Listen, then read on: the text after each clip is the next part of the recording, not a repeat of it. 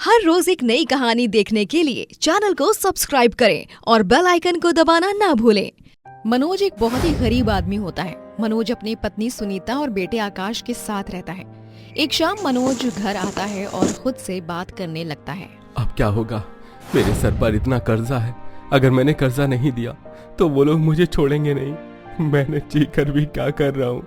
अपने परिवार को कोई खुशी कोई आराम नहीं दे पा रहा हूँ। मेरी वजह से मेरे परिवार को इतनी मुश्किलों का सामना करना पड़ रहा है। भगवान ऐसी जिंदगी से तो अच्छा मुझे जिंदगी ही मत देते। मनोज काफी परेशान हो जाता है और इतनी टेंशन की वजह से वहीं मनोज को हार्ट अटैक आ जाता है और वो वहीं मर जाता है। जिसके बाद सुनीता और आकाश बिल्कुल बेसहारा हो जाते हैं।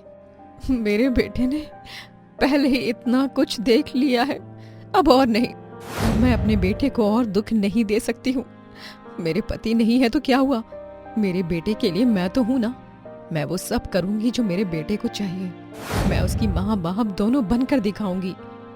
सुनीता अब लोगों के घरों में काम करने लगती है और आकाश स्कूल जाता है। एक दिन आकाश स्कूल में पढ़ाई कर रहा होता है, तभी उसकी क्लास का एक लड़का आयुष आकाश की किताब छीन लेता है। अगर तेरी किताब ऐसे फट गई फिर तू क्या करेगा?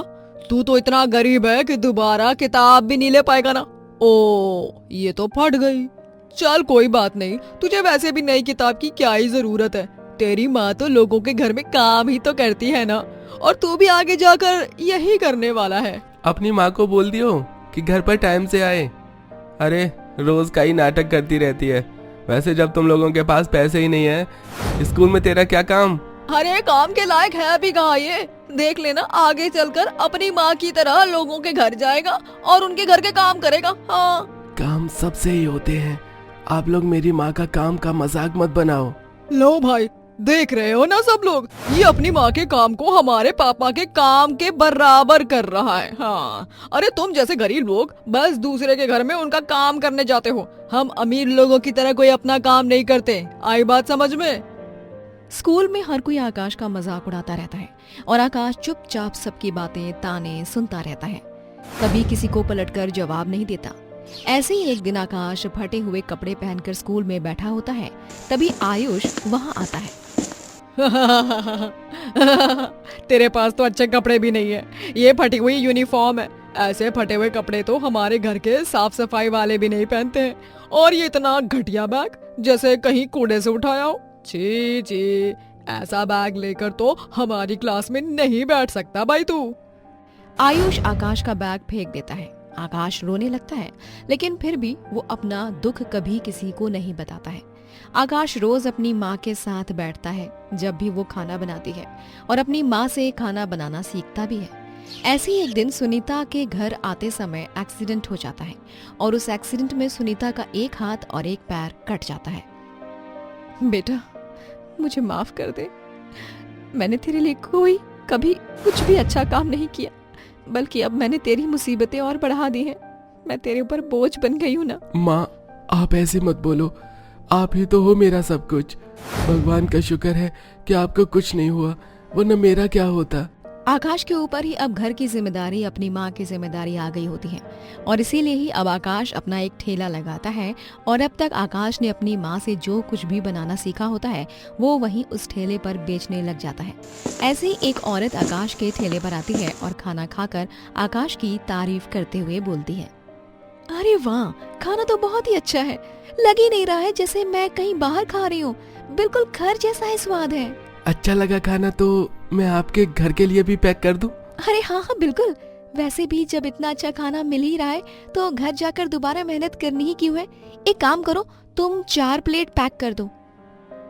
आकाश का बनाया हुआ खाना धीरे धीरे काफी लोगों को पसंद आता है, और इसी तरह आकाश अब पैसे कमाकर अपना और अपनी माँ का पेट भरता है। आकाश स्कूल भी जाता है। एक सुबह आकाश स्कूल में थोड़ी देर से आता है कि तभी फिर आयुष उसका मजाक बनाते हुए बोलता है, क्या हुआ आकाश, ठेला लगाते हुए नींद नहीं खुली क्या? देखा ना तुम सब लोगों ने, मैंने तो पहले ही कहा था ये गरीब पढ़ लिख कर भी हमारी बराबरी नहीं कर सकता है, क्योंकि ठेला लगाना, दूसरे के घर में काम करना, बस यही तो इस गरीब को अच्छा से आएगा ना। हाँ, यही मुझे अच्छे से आएगा, और यही अब भी मुझे आता है। लेकिन इसे तुम लोगों को क्या दिक्कत हो रही है? अरे मुझसे अगर इतनी ही परेशानी है तो दूर रहो। ठेला लगाऊं या कुछ भी करूं, काम से काम। तुम लोगों की तरह किसी को परेशान तो नहीं कर रहा हूं ना मैं। आकाश के इस करारे जवाब से सब बच्चों को बहुत ज्यादा गुस्सा आता है। आयुष अपने दोनों दोस्त गौरव और सुमित से बोलता है, ये कुछ ज्यादा ही उड़ने लगा है, इसको जमीन पर लाना ही होगा।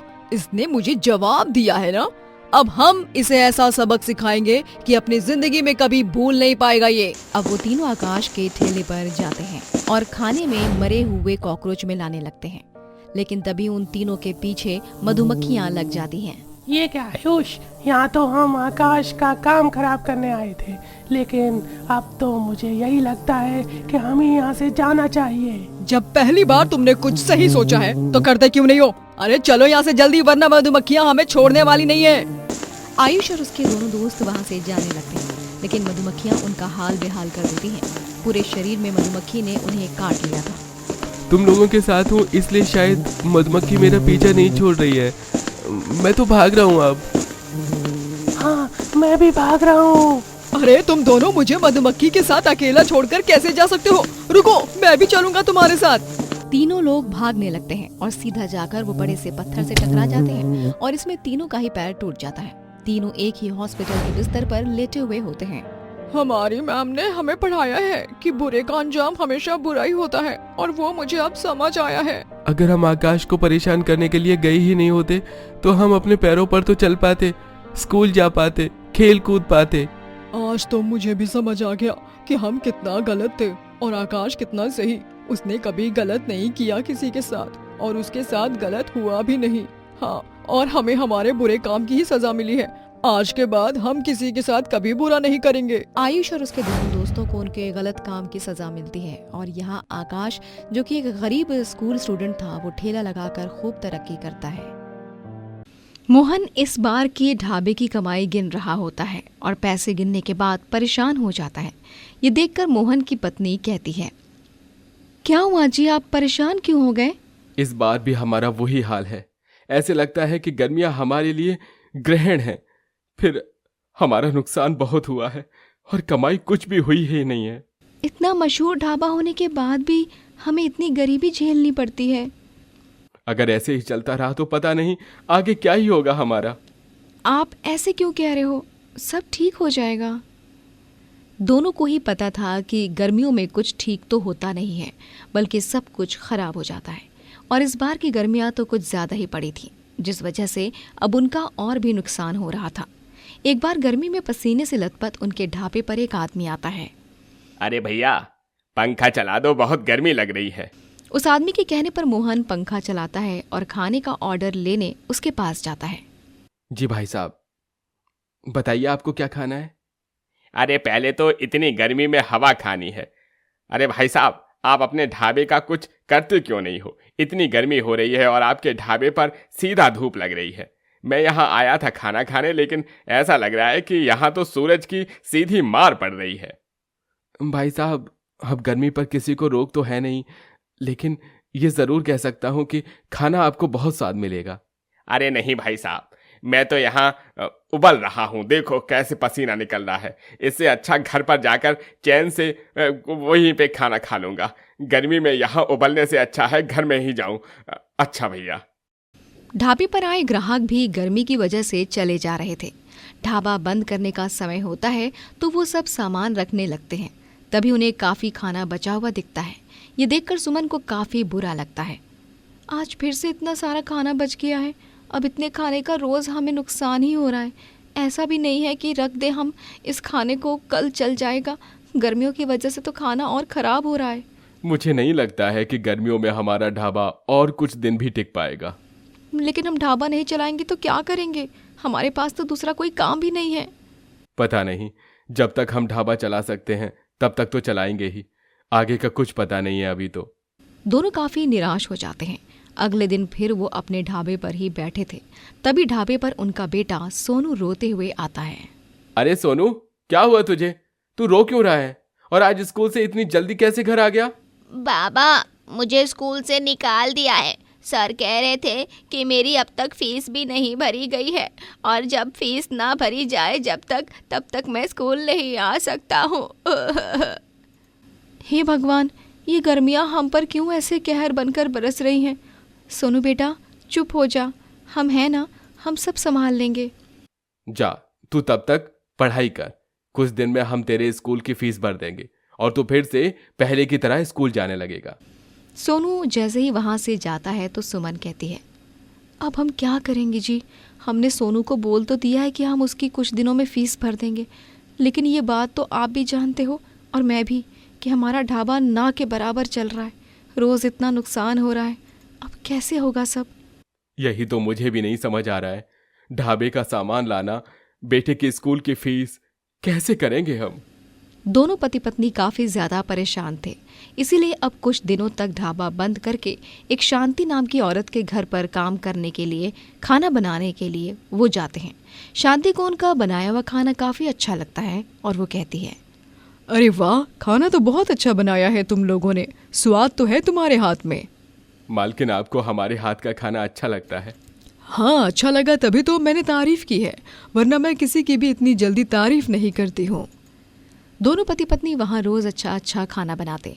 ऐसे ही 1 महीने तक दोनों बहुत दिल से काम करते हैं, लेकिन जब तनख्वाह का दिन आता है तो शांति उन्हें बहुत कम पैसे देती है। ये देखकर सुमन कहती है, मालकिन ये क्या है, बस इतने से पैसे? जितना काम किया है तुम दोनों ने उसके हिसाब से बहुत है। अगर तुम्हें लग रहा है कि बहुत कम पैसे मिले हैं तो देख लो अपने लिए दूसरा काम, क्योंकि यहाँ तो बस इतने ही मिलेंगे। मजबूरी की वजह से वो दोनों काम छोड़ भी नहीं सकते थे, इसीलिए कम पैसों में ही वो दोनों वहाँ काम करते हैं। अब भी दोनों वहाँ खूब मेहनत करते हैं। कम पैसे मिलने पर भी कोई काम चोरी नहीं कर रहे थे। कुछ दिनों बाद रात के समय वो अपने घर में खाना खाने बैठे होते हैं। तभी अजय नाम का एक आदमी उनके घर आता है। अरे माफ करना, आपके घर से खाने की बहुत अच्छी खुशबू आ रही थी तो मैं खुद को रोक ही नहीं पाया। अरे आप तो इस गांव के नहीं लगते हो, फिर आप कहाँ से आए हो? हाँ सही पहचाना, मैं इस गांव का नहीं हूँ। वो मैं यहाँ से जा रहा था, किसी काम से आया था, भूख भी लगी थी और तभी आपके घर से खाने की बहुत अच्छी खुशबू आने लगी और मैं खुद को रोक नहीं पाया, इसलिए मैं यहाँ आ गया। उम्मीद करता हूँ आपको बुरा नहीं लगा हो मेरा यहाँ पर आना। अरे बुरा लगने की क्या बात है, और आपको भूख लगी है मोहन जी, ज़रा दरी चादर बिछा दो, इन्हें भूख लग रही है, मैं खाना परोस देती हूँ। अजय और मोहन एक बार भी नहीं सोचते कि वो कौन है, कहाँ से आए हैं, और उसकी अच्छे से खातिरदारी करने लगते हैं। अजय को उनका बनाया हुआ खाना बहुत अच्छा लगता है और उनकी खातिरदारी से भी वो बहुत खुश हो जाता है। वाह, आपने तो बहुत अच्छा खाना खिलाया, मेरा दिल खुश हो गया है आपका ये बनाया हुआ खाना खाकर। आपका अच्छे से पेट तो भरा ना? कुछ और चाहिए तो बताइएगा, अगर हो पाएगा तो मैं ज़रूर करूँगा। अरे नहीं, आपने जितना भी किया है ना, मैं उससे ही बहुत खुश हूँ। मैं एक एसी का व्यापारी हूँ, आपने मेरी इतनी खातिरदारी करी है, मैं यहाँ से आपको बिना कुछ दिए तो नहीं जा सकता हूँ, इसलिए मैं आपको एसी देता हूँ। आपने बहुत स्वादिष्ट खाना खिलाया भाई। अजय उन्हें एसी दे देता है, जिसके बाद वो लोग अपने ढाबे में एसी लगवा लेंगे और गर्मियों में कहीं ठंडक और अच्छा खाना मिल जाए तो लोग वहाँ क्यों नहीं जाएंगे। ऐसे ही मोहन और सुमन के ढाबे पर भी होता है। एसी लगने की वजह से गरीब के ढाबे पर 4 चांद लग जाते हैं। अब उनकी कमाई वापस से पहले की तरह ही होने लगती है। ये देखकर सुमन काफ़ी खुश होती है। देखा, मैंने कहा था ना, भगवान हमारी किसी न किसी रूप में मदद ज़रूर करेंगे। गरीब का एसी ढाबा हो गया। एसी के बारे में तो कभी हमने सोचा भी नहीं था। बिल्कुल सही कहा तुमने। अब हमारे जो भी ग्राहक आते हैं वो पसीने में आते तो ज़रूर हैं, लेकिन यहाँ से पसीने में जाते नहीं हैं, और खाना तो पहले ही लोगों को बहुत पसंद था ही। जी सही कहा आपने। दोनों पति पत्नी अब एसी ढाबे में भी खूब मेहनत करते हैं। वक्त निकलता जाता है और धीरे धीरे वो दोनों खूब तरक्की भी करते हैं और गरीब का एसी ढाबा और भी मशहूर हो जाता है। दोस्तों, अगर आपको ये कहानी पसंद आई तो लाइक करें, शेयर करें और कमेंट करके बताएं कि कहानी में आपको सबसे अच्छा क्या लगा।